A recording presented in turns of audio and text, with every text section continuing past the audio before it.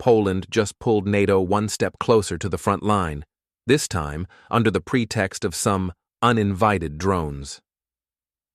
Hey everyone, today I want to walk you through a story that's quietly igniting geopolitical sparks across Europe, the alleged drone incursions into Polish airspace.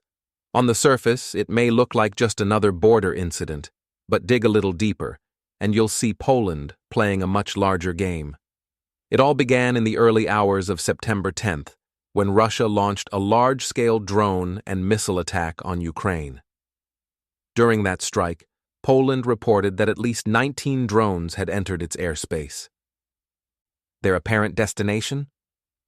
Rzeszów Airport, the central logistics hub for NATO's military aid to Ukraine. Poland's reaction was immediate. NATO fighter jets were scrambled, and according to reports, 3 to 4 drones were shot down. This marked the first concrete defensive action by a NATO member state since the Russia-Ukraine war began. Moscow quickly denied any involvement. The Russian Ministry of Defense claimed that their drones have a maximum range of only 400 miles, not far enough to reach Poland. Kremlin spokesperson Dmitry Peskov declined to comment further, only saying that the EU and NATO accuse Russia of provocation on a near-daily basis. Other voices chimed in. Belarusian Chief of General Staff Viktor Muravec admitted that Belarus had shared radar data with Poland to help them respond quickly. He also claimed the drones went rogue due to electronic interference, but conspicuously avoided saying where they came from. Donald Trump called the drone incident a possible tactical mistake.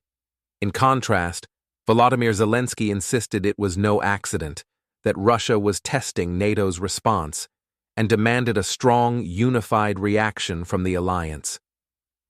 Soon after, Polish media released footage to back up their claims, but it was questionable. One drone was shown gently landing on a rabbit hutch. No damage to the cage, no damaged trees nearby. Others appeared in empty fields without a single crater or sign of impact. If these were real combat drones, their Hollywood-level landing gear deserves an award.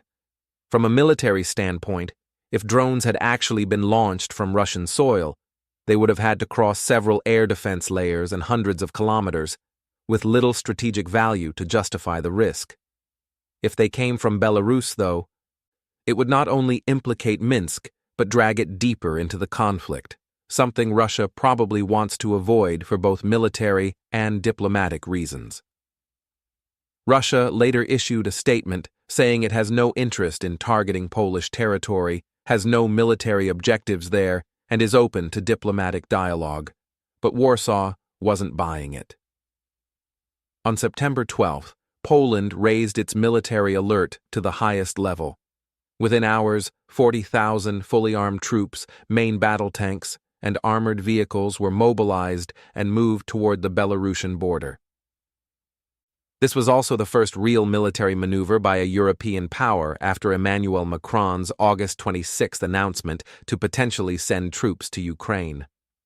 It's hard to believe this was improvised. Clearly, Poland had been preparing for weeks. Poland later explained that the troop buildup was to enhance national defense capability and cited the increasing frequency of drone incursions as a severe threat.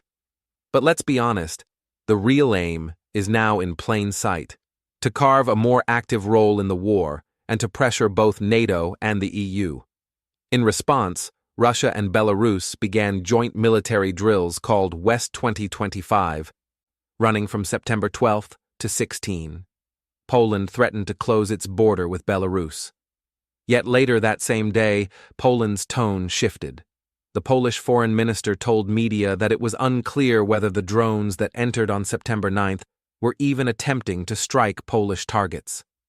He also acknowledged that some drones might have come from both Ukraine and Belarus.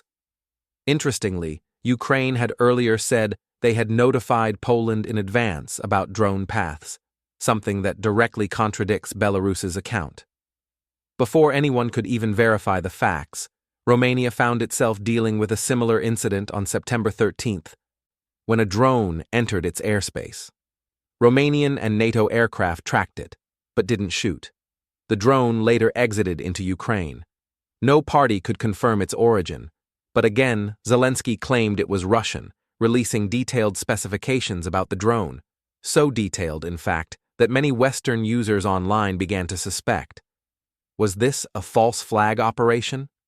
Truth is, neither drone incident benefits Russia. The biggest winners here? Ukraine and Poland. Ukraine's goal is obvious: pull NATO in, fast and deep. Poland's objectives, however, are layered.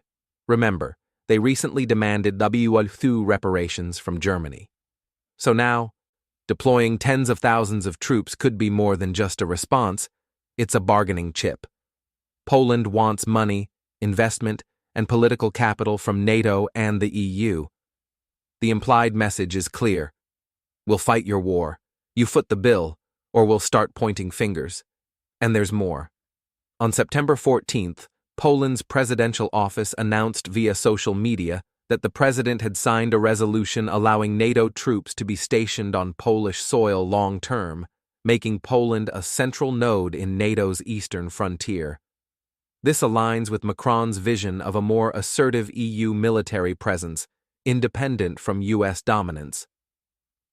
But here's what I keep coming back to.